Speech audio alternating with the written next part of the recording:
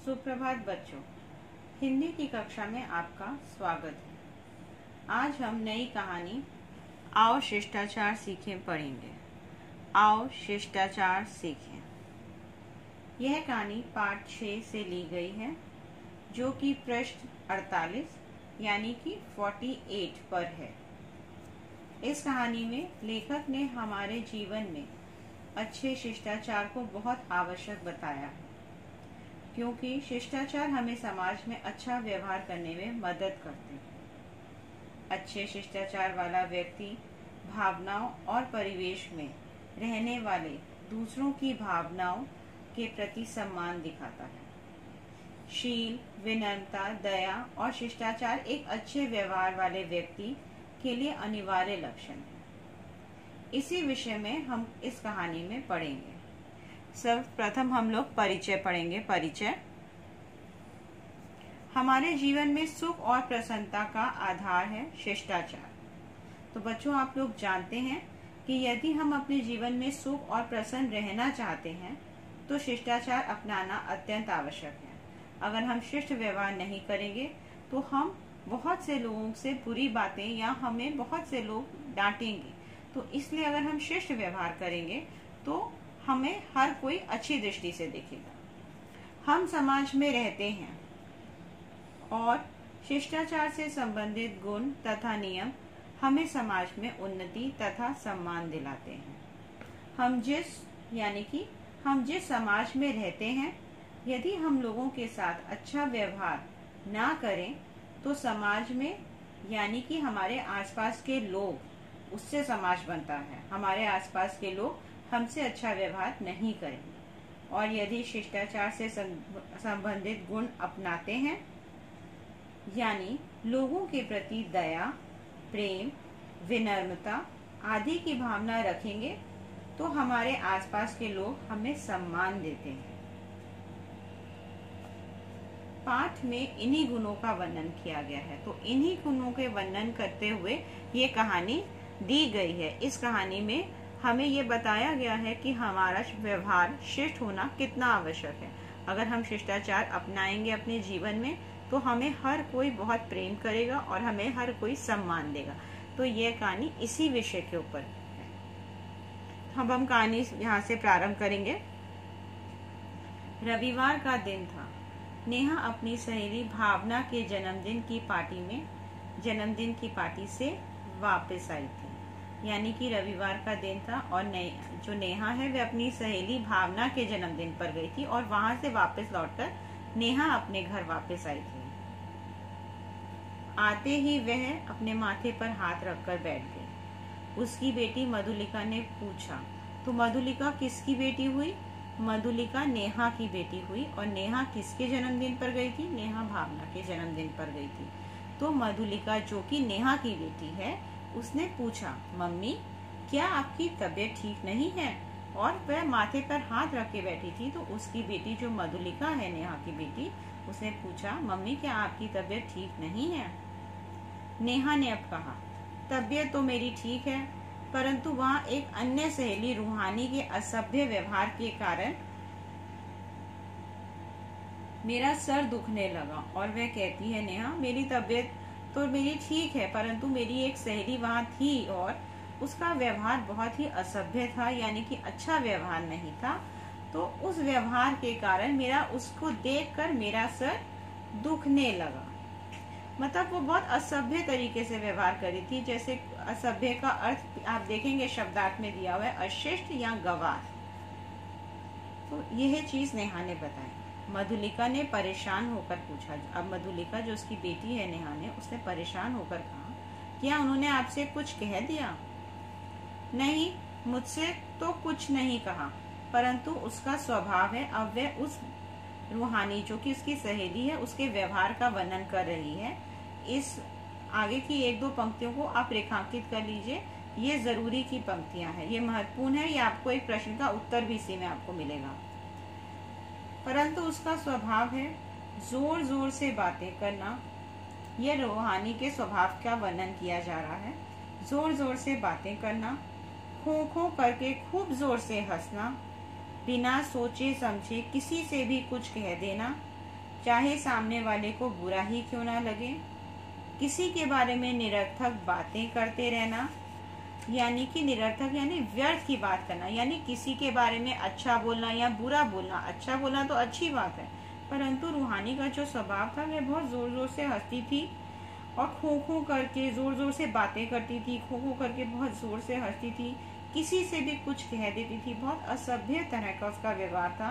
किसी की भी बुराई, किसी से भी समय बुराई करते रहना, व्यर्थ की बातें करना, इस तरह का व्यवहार असभ्य आचरण कहलाता है। और इस तरह का व्यवहार रूहानी कर रही थी, जिसको देखकर नेहा परेशान हो गई। आगे आप पढ़ेंगे, बेटा ऐसा आचरण अनेक लोगों का होता है। अब नेहा अपनी बेटी को मधुलिका को समझाती है कि इस तरह का आचरण, इस तरह का व्यवहार बहुत से लोग करते हैं। नेहा आगे कहती है, हमारे पड़ोस में रहने वाले चावला जी का बेटा तो दूर से ही चिल्लाता हुआ आता है। मिलने पर वह कभी किसी को नमस्ते आदि नहीं कहता। और वह बताती है कि हमारे पड़ोस में जो रहता है चावला जी का बेटा, वह दूर से ही चिल्लाता है, मतलब कि वो कभी भी किसी से मिलता है तो दूर से ही उसको आवाज लगाने लगता है। और जब वो किसी बड़े से मिलता है या किसी से भी बात करता है तो आने पर नमस्ते नहीं कहता, जो कि बहुत ही अशिष्ट व्यवहार कहलाता है। तुमने देखा होगा कि जब वह हमारे घर आता है तो सोफे पर बैठता नहीं बल्कि लेट सा जाता है। ये आदतें अशिष्टता में आती हैं। और नेहा अपनी बेटी मधुलिका को समझाती है कि किस तरह का व्यवहार जो है वह शिष्ट है और किस तरह का जो व्यवहार है वो अशिष्ट है। यानी कि हमें अगर किसी के घर में जाएं तो सबसे पहले हमें उनका अभिवादन करना चाहिए, उनको नमस्ते करना चाहिए या उनको अच्छे से अभिवादन करें। उसके पश्चात अगर हम किसी मेहमान के घर जाते हैं या किसी और के घर जाते हैं तो हमें उसके घर जाकर उनके यहाँ सही तरीके से बैठना चाहिए। यह ना हो कि दूसरे के घर में जाकर, हम खुद मेहमान हैं और हम वहां पर जाकर सोफे पे बैठने की बजाय लेट ही जाएं, तो ये सब जो व्यवहार है वो असभ्य कहलाता है। हमें किसी के घर जाने पर कुर्सी, सोफे आदि पर सीधे बैठना चाहिए। आगे वह कहती है, हम अगर किसी के घर पे जाते हैं तो कुर्सी हो, सोफा हो, कोई भी चीज हो, तो हमें उस पर सीधे बैठना चाहिए, ना कि लेट जाना चाहिए। और बैठकर पैर भी नहीं हिलाने चाहिए। और जो बहुत से लोगों की आदतें होती हैं कि वो बैठे बैठे पैर हिलाते रहते हैं, ये भी एक अशिष्टता की निशानी है, ये गलत कहलाता है। दूसरों की बात हमें ध्यान से सुननी चाहिए। और जब दो व्यक्ति बात कर रहे हैं या कोई व्यक्ति आपसे बात कर रहा है तो उसकी बात को बीच में ना काटते हुए सर्वप्रथम उसकी बात सुने और उसके बाद अपनी बात को कहना चाहिए। उन्हें बीच में नहीं टोकना चाहिए। उनकी बात पूरी होने पर ही अपनी बात कहना शिष्टता है। तो इस तरह नेहा अपनी बेटी मधुलिका को समझाते हुए कहती है कि हमें शिष्टता और अशिष्टता में अंतर समझाती है कि किस तरह का व्यवहार अशिष्ट कहलाता है, किस तरह का व्यवहार शिष्टता कहलाता है। वास्तव में शिष्टाचार के अंतर्गत वे छोटी छोटी बातें आती हैं जिन पर हम कभी ध्यान नहीं देते। वे कहती है कि शिष्टाचार के अंदर ऐसी छोटी छोटी कई बातें आती हैं जिस पर तो कई बार बच्चे विचार ही नहीं करते और कई बार तो हम बड़े भी विचार नहीं कर पाते कि यह शिष्टता है और यह अशिष्टता है। इसमें बहुत जरा सा अंतर होता है कुछ बातों में, शिष्टता और अशिष्टता में, परंतु इन बातों पर ध्यान देना बहुत आवश्यक है। यही बातें आपको सभ्य बनाती हैं और समाज में हम लोगों को सम्मान दिलाती हैं। परंतु हमें ध्यान रखना चाहिए कि ये बातें ही हमें शिष्ट और सभ्य बनाती हैं, समाज में हमारा मान सम्मान बढ़ाती हैं। तो आप लोग यहाँ तक इस कहानी को समझ गए हैं। आज हम ये कहानी यहाँ तक ही पढ़ेंगे और अभी हम लोग इसके प्रश्न उत्तर अब इस कहानी के करेंगे। आज हम मौखिक प्रश्न करेंगे। सर्वप्रथम बच्चों, ये बहुत जानना आवश्यक है कि जब आप ये कहानी करेंगे तो सबसे पहले आप शब्द ज्ञान करेंगे। यहाँ शब्द ज्ञान दिए हुए हैं। ये शब्द ज्ञान यानी कि शब्द अर्थ, शब्दों के अर्थ को समझना बहुत आवश्यक है। अगर आप शब्द के अर्थ को समझेंगे तो कहानी को समझना और सरल हो जाएगा। तो सर्वप्रथम आप लोग यहाँ जो कठिन शब्द दिए हैं इसका अर्थ लिखेंगे अपनी पुस्तिका में और इसके बाद जो विशेष दिया है वह भी लिखेंगे ताकि हर चीज के, हर शब्द के अर्थ को आप अच्छी प्रकार से समझ सकें।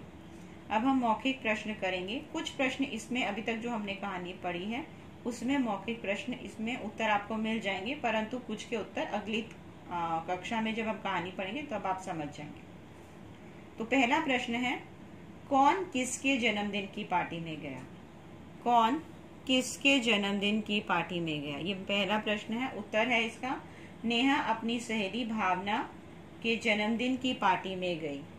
नेहा अपनी सहेली, इसका उत्तर यहीं पर आपको लिखा है, नेहा अपनी सहेली भावना के जन्मदिन की पार्टी में गई। तो यहीं से आपको उत्तर मिल जाएगा, यहाँ पर से भावना के जन्मदिन की पार्टी से वापस आई, यानी कि वहां पर गई। तो इसी पंक्ति में आप उत्तर ढूंढ लेंगे। मौखिक है, एक ही पंक्ति में आपको उत्तर लिखना है।